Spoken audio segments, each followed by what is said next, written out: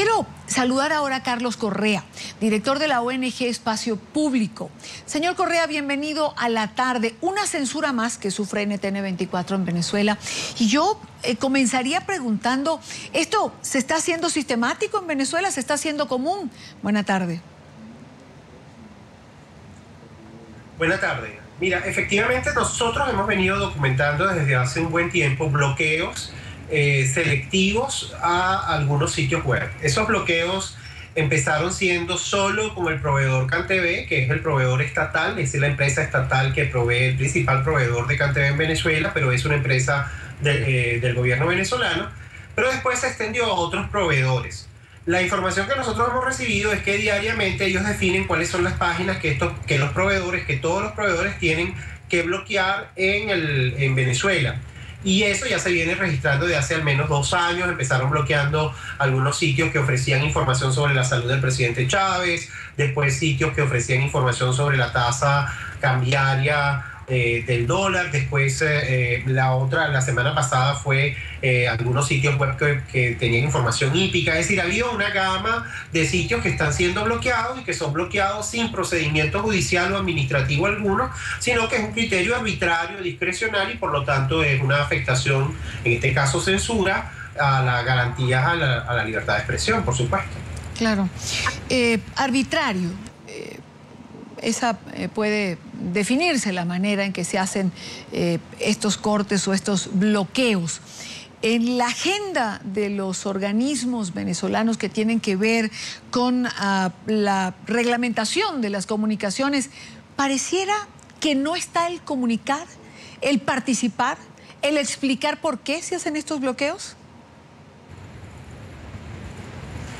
No, es que básicamente ese es el problema. Es decir, evidentemente cualquier mecanismo que restrinja el ejercicio de un derecho tiene que ser mediante un procedimiento y tiene que ser por razones que están en los tratados internacionales de derechos humanos. Pero acá, en el caso de NT24, cuando se sacó de la parrilla de programación de la televisión por cable, de los servicios de televisión por cable, también se suspendió los sitios web. Eso se hizo en ese momento. Entonces, claro, es un mecanismo arbitrario que no permite el ejercicio del derecho a la defensa, que no permite rebatir los argumentos si es que hubieran. No se sabe por qué es que están, o por lo menos no lo verbalizan, por qué es que están suspendiendo o impidiendo que los venezolanos puedan ver esos sitios web. Entonces afectan el derecho de un canal como NT24 y afectan el derecho de las personas que en Venezuela querían ver o leer las noticias que ustedes proporcionan. La pregunta que mucha gente se hace, Carlos, es ¿por qué en Venezuela se le tiene tanto miedo a la información? ¿Por qué hay una guerra declarada, frontal, contra todo aquel que pretenda informar lo que está ocurriendo en el país? Claro, yo creo que hay un temor absolutamente sobredimensionado en relación a la circulación de información. Creo que hay mucho temor a que la gente conozca qué es lo que está ocurriendo o que las distintas visiones sobre lo que está ocurriendo puedan expresarse. Y todo mecanismo arbitrario se traduce en una acción discrecional que violenta un derecho y que por lo tanto responde a un ejercicio sin ningún tipo de control del ejercicio del poder, sino sencillamente lo hago porque me parece y responde básicamente a una cosa temerosa. Es decir, creo que hay un temor al debate, a que circule la información, a que de alguna manera algunas de las versiones oficiales puedan ser cuestionadas. Yo creo que es una profunda inseguridad, no es otra cosa. Y por otro lado, la consecuencia es lo censurado aumenta el interés en quiero saber, pero ¿por qué lo están censurando? ¿Qué es lo que están diciendo? Y la gente va a tratar de buscar por distintos mecanismos la manera de enterarse y buscar la información. La hegemonía comunicacional, Carlos Correa, ¿es hoy una realidad en Venezuela? Hace un par de semanas el Congreso, la Asamblea Nacional Venezolana aprobaba un crédito para combatir la guerra mediática. La pregunta es, ¿de qué guerra mediática se habla si hoy por hoy la mayoría de los medios que hacen vida en Venezuela están en manos del gobierno?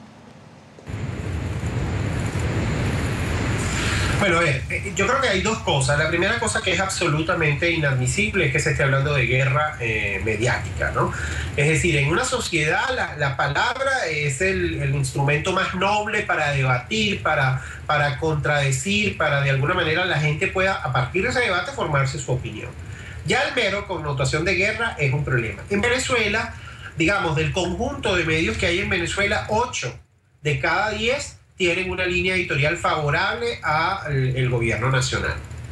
¿Qué es lo que está ocurriendo ahorita? Está ocurriendo que hay una lógica de saturación con nuevos canales por cable, con la obligación de que tienen que incorporarlos todas las cableoperadoras. Así entonces tenemos un canal de la Fuerza Armada, un canal ahora... Sí, se están anunciando numerosos canales y entonces, claro, eso lo que procuran es desplazar a otros medios de comunicación de las ofertas de las cableoperadoras que existen. Además de eso, se anuncian medios impresos nuevos, ¿no? El gobierno venezolano está imprimiendo nuevos y imprimiendo muchos diarios, periódicos gratuitos, y al mismo tiempo tiene el monopolio del papel.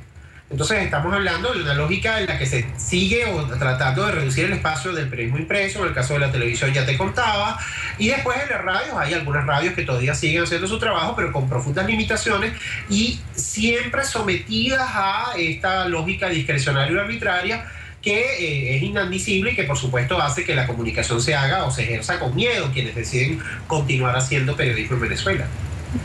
Carlos Correa, muchísimas gracias por estar con nosotros. Lamentablemente esta es la realidad de Venezuela en este momento. Pareciera que la premisa es mientras menos se sepa, es mejor. Bueno, yo creo que lo que hay es que de alguna manera seguir haciendo el esfuerzo porque la gente sepa, conozca y tome sus propias decisiones. Hay que construir los mecanismos para que la gente siga obteniendo la información que quiera. Y eso creo que es ahora mucho más difícil, pero también es mucho más necesario. Gracias a Carlos Correa. Muy buena tarde. Igualmente, hasta pronto.